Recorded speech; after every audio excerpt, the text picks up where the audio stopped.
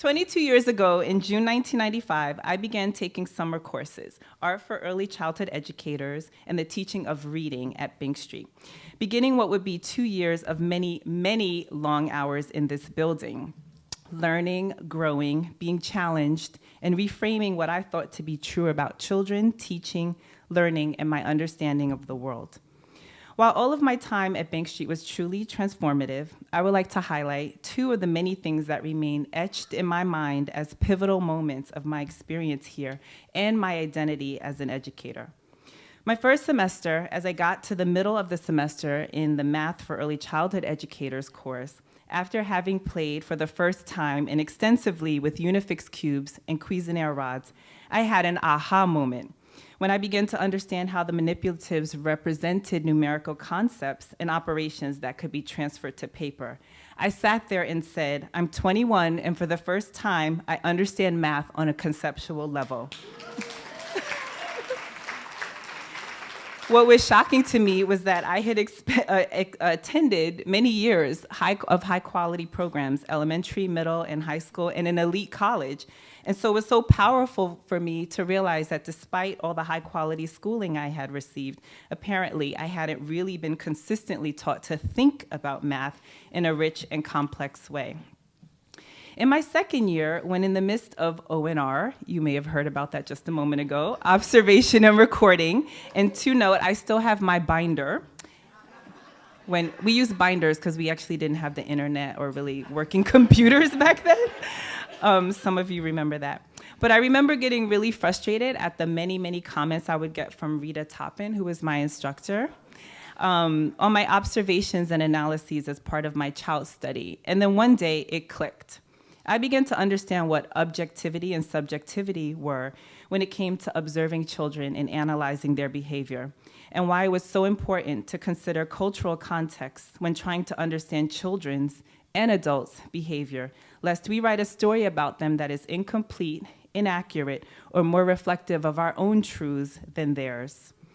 In my career and in my life, this has become a core value that guides my approach to interacting with others. It's led me to often ask, what am I observing or hearing? What is my cultural perspective in this moment, and what is theirs? And how does this all come together to be understood as truth? When I left Bank Street and began teaching first grade in a public school in Williamsburg, Brooklyn, I didn't know at the time that my journey within the field would lead me on so many different paths. I actually credit Bank Street with leading me along all those different paths, because while I was teaching, the question of why was always at the forefront of my mind. Why was this child engaged or not engaged with this material or this aspect of the curriculum? Why was I actually using this curriculum or implementing it in this way? What were my colleagues doing and not doing in the grades above and below me, and why? Why did we have the freedom to implement curriculum and to assess children in ways that felt authentic to us, while other schools couldn't? Why were parents engaged or not engaged in our community, in our school, and in our classroom? And what was happening outside of the walls of this school that impacted what happened in my classroom every day?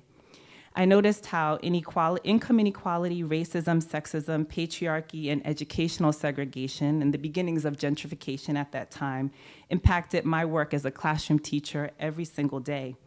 And I also really wondered, why did everyone seem to think that education was the, quote, solution to solving these major institutional challenges?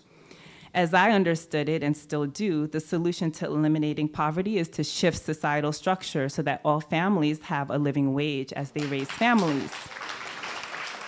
And the solution to eliminating racism is for those in power to acknowledge their personal, cultural, and institutional advantages and to work to actively dismantle them in their work and daily lives.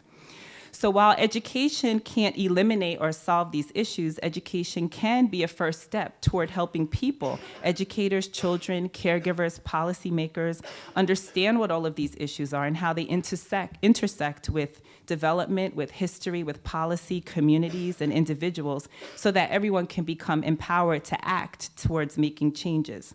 And when we start in classrooms and schools and with children at the earliest of ages, I think we do have a very good chance of making progress in society.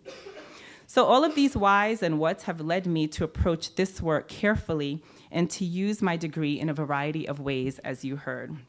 Thanks to my Bank Street experience, I want to think, and I want all of us in the field to think more complexly and more inclusively about every issue in education, to be grounded in research always, and to always seek out diverse perspectives, and to always ask ourselves why. What might I be missing here? In closing, I want to acknowledge the fact that this degree has my name on it, 22 years ago, and this award has my name on it, but nobody stands alone.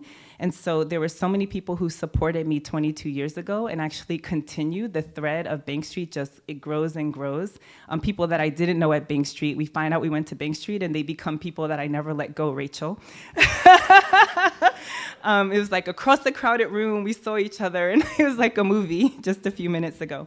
But in my family, they have just stuck with me to work so hard, to sacrifice. And I just wanted to acknowledge my husband, who waited for me late nights a long time ago when we had a car that didn't have heat. The winters were so fun. My mom, my grandmother is here, who's in her 80s and still here to support me. My best friend, Vanessa, who we've been best friends since fourth grade in a public school in Brooklyn, and we're still tight. And then people that have become my close friends and mentors, again, Rachel, Laura, Fern, Judy, Amy, and anyone else that is here that I cannot see. Sorry, the lights are. And lastly, I actually really feel like it's important to acknowledge that 11 years ago, I became a mother to my son, Naeem, who's here and hopefully not on a screen at this moment. He's gonna be mad that I called him out, but throughout my pregnancy, his infancy, and now his adolescence, I feel like I constantly rediscover a new respect for the sacredness of early childhood, of children's growth and development, and he's just my class of one. In closing, my Bank Street experience has shaped me as a professional, a friend, as a Black woman, as a mother, and for that I am forever grateful and really deeply appreciate this honor today. So thank you.